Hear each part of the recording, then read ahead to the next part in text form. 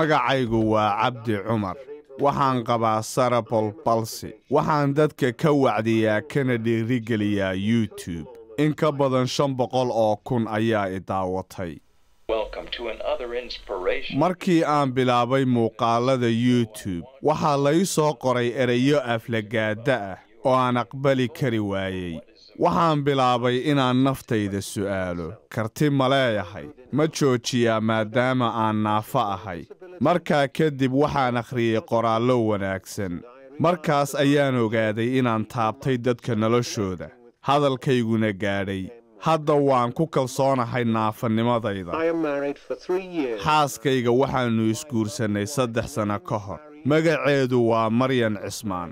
arooskayagu waxa uu ka dhacay Soomaaliya waxay gebi ahaanba bedeshay noloshayda dadka naafada ahi waxay ka walwalaan ma heli doonaa ruux i jecel ama ma guursan doonaa nasiib wanaag anigu taa hadda kama walwalo kaliya dadka Soomaali waa taqaanaa oo qof walba wuxuu iska dhaw wuxuu afkiisa soo qabto oo dad badan waa arka hadal xun ku hadlaayo waxyaalo badan ku hadlaayo ima dhibto horta because waxa way wili la dhistay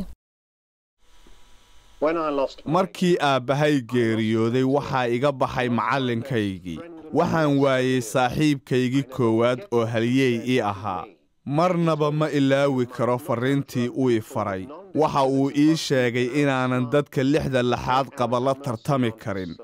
hase yeeshee inaan caqli kaga dheerayn karo ilaahay ha u naxariisto